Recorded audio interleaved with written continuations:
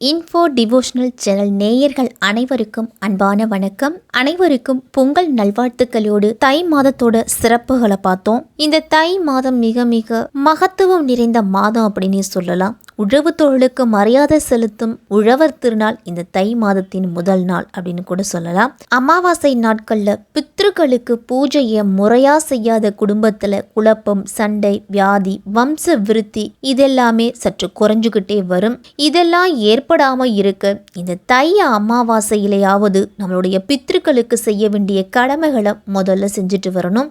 ஒவ்வொரு தமிழ் மாதத்துக்கும் ஒவ்வொரு சிறப்பு அப்படின்னு இருக்குது. இந்த தை மாதத்தில் மக்களோட மனதை மகிழ்விக்கும் பண்டிகைகள் அப்படிங்கிறது அதிகமாக இருக்கும். அதே மாதிரி காரியங்கள் கைகூடி வரும் விரத நாட்கள் அதிகமாக இருக்கிறதால இந்த தை மாதம் தனித்தன்மையாக தெரியும். இந்த தை மாதம் 14/1/2024 ஞாயிற்றுக்கிழமை போகி பண்டிகை நம்ம கொண்டாடுறோம். தை மாதத்தில் தனது பயணத்தை வடக்கு நோக்கி மாற்றும் சூரியனை வரவேற்கும் விதமாக கொண்டாடும் விழா தான் இந்த போகி.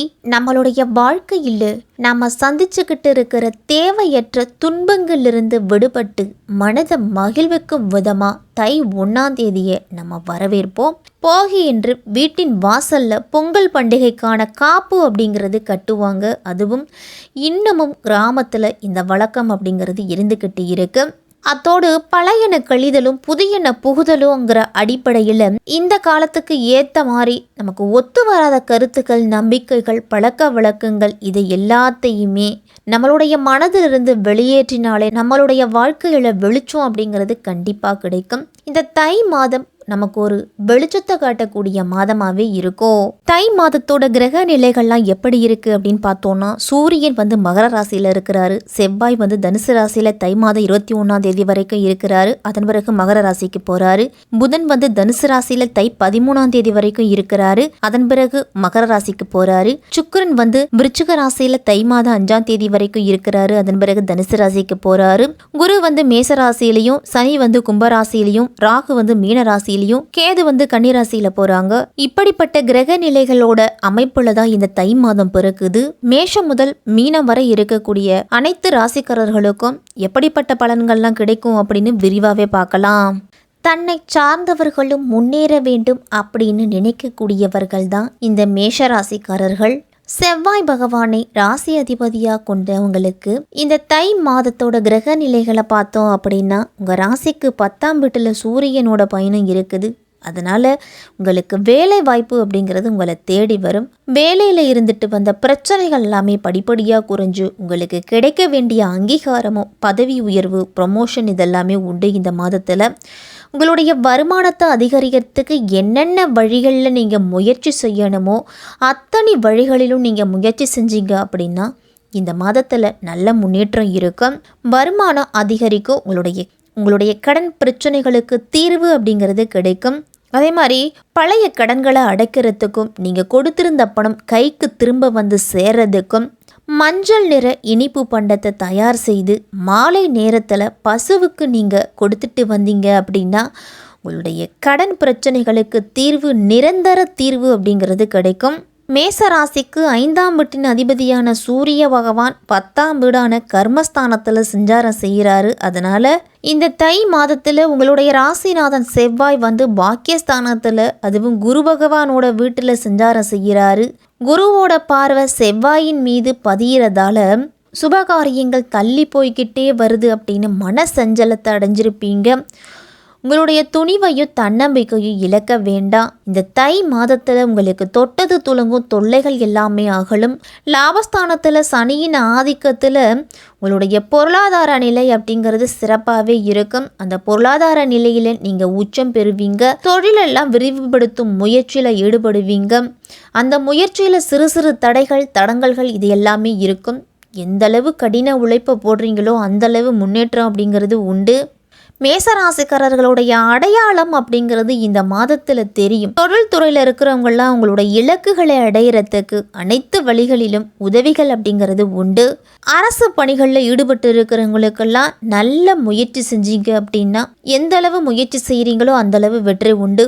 வேலைக்காக காத்திருக்கும் மேசராசிக்காரர்களுக்கெல்லாம் தை மாதத்தின் பிற்பகுதியில் நல்ல வேலைவாய்ப்பு கிடைக்கும். தொழில் தொடர்பான விஷயங்களால் வெளியூர், வெளி மாநிலம், வெளிநாடு செல்றதுக்கு கூட வாய்ப்புகள் அப்படிங்கிறது கிடைக்கும். இந்த கிடைக்கின்ற வாய்ப்பை நீங்கள் பயன்படுத்திக்கிறது நல்லது. புதிதாக தொழில் தொடங்கக்கூடியவர்கள்லாம் உங்களுடைய தொழிலில் கூடுதல் கவனத்தை செலுத்தணும். அதே மாதிரி வரவு செலவு கணக்கை எல்லாத்தையுமே குறித்து வச்சுக்கிறது நல்லது. ₹1 நம்ம செலவு பண்ணினாலும் அதை எழுதி வச்சுக்கணும். அப்போ தான் நம்மளுடைய போட்ட முதலீடு எப்படி இருக்கோ, நம்மளுடைய தொழிலில் நல்ல லாபம் வருதா இல்லை நஷ்டம் வருதா அப்படின்னு நம்மளால் கணிக்க முடியும். தேவையில்லாத பொழுதுபோக்கு, தேவையில்லாத மனக்குழப்பத்தை எல்லாத்தையும் நீங்கள் தவிர்த்துக்கணும். கூட்டுத்தொழில் செய்கிறவங்களுக்கெல்லாம் நண்பர்கள், பங்குதாரர்கள் மூலம் உங்களுக்கு நல்லது நடக்கும். குடும்பத்திலலாம் உறவுகளை பொறுத்த வரைக்கும் வாழ்க்கை துணையோடு உங்களுடைய நேரத்தை நீங்கள் செலவிடுறதுக்கெல்லாம் வாய்ப்பு இருக்குது. அதனால் தம்பதியர்களுக்கு இடையே இருந்துட்டு வந்த கருத்து வேறுபாடுகள் எல்லாமே குறையும். உங்களுடைய வார்த்தைகளில் மட்டும் நிதானம் அப்படிங்கிறது தேவைப்படும். மேசராசிக்காரர்களுக்கெல்லாம் ஆரோக்கியத்திலலாம் சில சிக்கல்கள் அப்படிங்கிறது வரலாம். சிலருக்கெல்லாம் கை கால் வலி, முதுகு வலி, மூட்டு வலி போன்ற பிரச்சனைகள்லாம் வரும். உங்களுடைய நோய் எதிர்ப்பு சக்தியை அதிகரிச்சுக்கிறது தான் மேசராசிக்காரர்களுக்கெல்லாம் நல்லது. மாதத்தின் தொடக்கத்திலேயே சனி பகவான் லாபஸ்தானத்தில் சஞ்சரிக்கிறாரு. உங்கள் ராசியை பொறுத்த வரைக்கும் லாபஸ்தானத்துக்கு அதிபதி சனி தான். அவர் தன் சொந்த வீட்டில் அதுவும் பலம் பெற்று சஞ்சரிக்கிறாரு. இந்த நேரம் உங்களுக்கு புதிய ஒப்பந்தங்கள்லாம் தொழிலில் கிடைக்கும். ஒரு காலத்துலலாம் பணம் இல்லையே அப்படின்னு கையில் இருந்த காசு எல்லாமே செலவழிஞ்சிருச்சு. வரக்கூடிய பிரச்சனைகளை நம்ம எப்படி சமாளிப்பது அப்படின்னு திணறிக்கிட்டு இருந்திருப்பீங்க மேசராசிக்காரர்கள் எல்லாரும். இனிமேல் உங்களுக்கு அந்த கவலை அப்படிங்கிறது நீங்காது. உங்களுடைய பணத்தை கையில் வச்சுக்கிட்டு என்ன செய்யலாம் அப்படிங்கிற யோசனை மட்டும்தான் இருக்கும். புதிய தொழில் தொடங்கலாமா, சொத்துக்கள் வாங்கலாமா, இடம் வாங்கலாமா, பொன் பொருள் வாங்கலாமா அப்படிங்கிற சிந்தனை அப்படிங்கிறது இருந்துக்கிட்டே இருக்கும். சனியின் பார்வை உங்கள் ராசியில் பதிகிறதால ஆரோக்கியத்தில் மட்டும் சற்று கூடுதல் கவனத்தோடு இருக்கணும். சனிக்கிழமை தோறும் சனி பகவானுக்கு சனி கவசம் பாடி சனி பகவானை வழிபட்டுட்டு வாங்க. மேச ராசியில் குரு பகவான் சஞ்சரிக்கிறாரு. குரு பகவான் வக்ர நிவர்த்தியாகி சஞ்சரிக்கிறதால மேசராசிக்காரர்களுக்கெல்லாம் நல்ல வளர்ச்சி இருக்கும். உங்களுக்கு வாய்ப்புகள் எல்லாமே கிடைக்கும். இந்த மாதத்தில் உங்கள் ராசிக்கு 9க்கும் 12க்கும் அதிபதியானவர் குரு. அவர் தந்தை வழி உறவில் இருந்துட்டு வந்த பிரச்சனைகள் எல்லாத்தையுமே குறைப்பார். அதே மாதிரி பூர்வீக சொத்தில் இருந்துட்டு வந்த பிரச்சனைகள், அண்ணன் தம்பியோடு இருந்துட்டு வந்த பிரச்சனைகள் எல்லாமே குறையும். உற்றார் உறவினர்களோடலாம் ஒரு சில கருத்து வேறுபாடு வரலாம். அதே மாதிரி மாமன் மைத்துனர் வழியிலெல்லாம் ஒரு சில பிரச்சனைகள் வரலாம். ரொம்ப நாளாக வேலைக்கு முயற்சி செஞ்சுக்கிட்டே இருக்கேன், அந்த வேலை கிடைக்கல அப்படின்னு மீசராசிக்காரர்கள் எல்லாரும் புலம்பிக்கிட்டு இருப்பீங்க. இந்த மாதத்தில் நீங்கள் முயற்சி செய்தீங்க அப்படின்னா அதற்குண்டான பலன் உண்டு. அதே மாதிரி வாகன யோகம் அப்படிங்கிறது உண்டு. மீசராசிக்காரர்களுக்கெல்லாம் இந்த மாதத்தில் வாகனங்கள் அடிக்கடி உங்களுக்கு செலவு வச்சுக்கிட்டே இருக்கும். இல்லை அப்படின்னா இரவு நேர பயணத்தை முடிஞ்ச வரைக்கும் தவிர்த்துக்கணும். தை மாதம் 5ஆம் தேதி தனுசு ராசிக்கு சுக்கிரன் போகிறாரு. குடும்பஸ்தானத்துக்கு அதிபதியான சுக்கிரன் பாக்கியஸ்தானத்தில் இருக்கும் பொழுது உங்களுக்கு சுபகாரியங்கள்லாம் நடக்கும் இல்லத்தில். இது மாதிரி யாருக்காவது வாக்கு கொடுத்தீங்க அப்படின்னா அந்த வாக்கை காப்பாற்றுறதுக்கு நீங்கள் கடுமையாக உழைப்பீங்க. பழைய கடன்களை நீங்கள் வசூல் செய்யலாம். யாருக்காகவும் கடன் கொடுப்பதை தவிர்த்துக்குங்க. ஷூரிட்டி கையெழுத்து போடுறது, ஜாமீன் கையெழுத்து போடுவது, இதை எல்லாத்தையும் தவிர்த்துக்கணும்.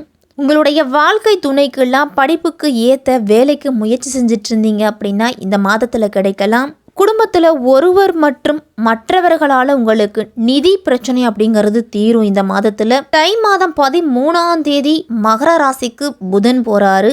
அதனால் புத ஆதித்ய யோகம் அப்படிங்கிறது மேச ராசிக்காரர்களுக்கெல்லாம் வருது.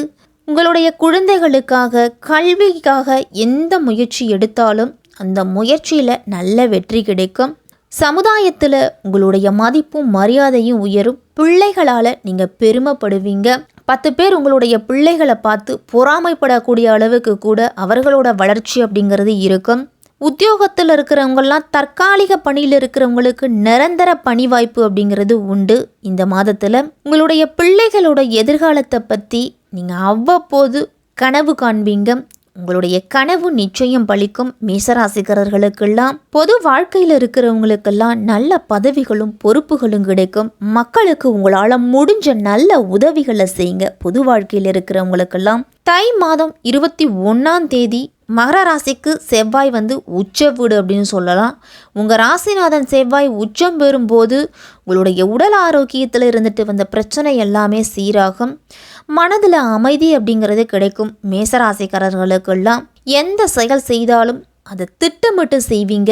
இந்த மாதத்தின் பிற்பகுதியில் திட்டமிட்டு செய்யக்கூடிய காரியங்கள் அனைத்துமே வெற்றியில் தான் முடியும். மேசராசிக்காரர்களுக்கு சொத்துக்கள் வாங்குவதில் இருந்துட்டு வந்த தடைகள் எல்லாமே விலகும் இந்த மாதத்தில்.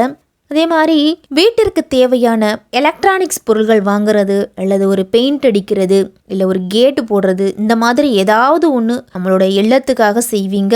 உங்களுடைய மகளுக்கு சிறுவரிசை பொருட்கள் வாங்குவது, பொன் பொருள் சேர்க்கை, இதை எல்லாத்துலேயுமே நீங்கள் கூடுதல் கவனம் செலுத்துவீங்க இந்த மாதத்தில். மேசராசிக்காரர்களுக்கெல்லாம் நாட்பட்ட நோய் அப்படிங்கிறது அகலும். குடும்பத்தில் மகிழ்ச்சி அப்படிங்கிறது இருக்கும். உங்கள் ராசிக்கு 5ஆம் அதிபதியான சூரியன் 10ஆம் இடத்துல சஞ்சரிக்கிறாரு. அதனால் படித்து முடிச்சுட்டு வேலை தேடிக்கிட்டு இருக்கிறவங்களுக்கு நல்ல வேலை உண்டு. செவ்வாய் வந்து 10ஆம் இடத்துல இருக்கிறதால வீடு, நிலம் அப்படிங்கிற அசையா சொத்துக்கள் வழியில் பொருளாதாரத்தை நீங்கள் போடுவீங்க. புதன் உங்கள் ராசிக்கு 9ஆம் இடத்துல இருக்கிறதால வெளிநாடு செல்லக்கூடிய யோகம் இருக்குது. மாதத்தின் பிற்பகுதியில் சூரியனும் செவ்வாயோடு சேர்ந்து புதனும் வருவதால் படிப்புக்கு தக்கவாறு வேலை அப்படிங்கிறது கிடைக்கும். கலைத்துறையில் இருக்கிறவங்களுக்கு புதிய ஒப்பந்தங்கள்லாம் உண்டு. இந்த மாதத்தில் மாணவர்கள்லாம் கல்வியில் சாதனை படைக்கக்கூடிய நேரம். அதனால் இந்த நேரத்தில் கூடுதல் கவனம் செலுத்தி படிக்கணும். நேர்முகத் தேர்வு, போட்டித் தேர்வுலாம் நெருங்கிக்கிட்டு இருக்குது. மேசராசி மாணவர்கள்லாம் கூடுதல் கவனத்தை செலுத்தி படிக்கிறது நல்லது. பெண்களுக்கெல்லாம் குடும்பத்தில் மகிழ்ச்சி அப்படிங்கிறது அதிகரிக்கும். சுபகாரிய பேச்சுக்கள்லாம் இந்த மாதத்தில் முடிவாகும். மேசராசிக்காரர்கள் அனைவருமே இந்த தை மாதத்தில் தை பிறந்தால் வழி பிறக்கும் அப்படின்னு சொல்லுவாங்க. உங்களுடைய முயற்சிகள் அனைத்துக்குமே நல்ல பலன் அப்படிங்கிறது கிடைக்கும்.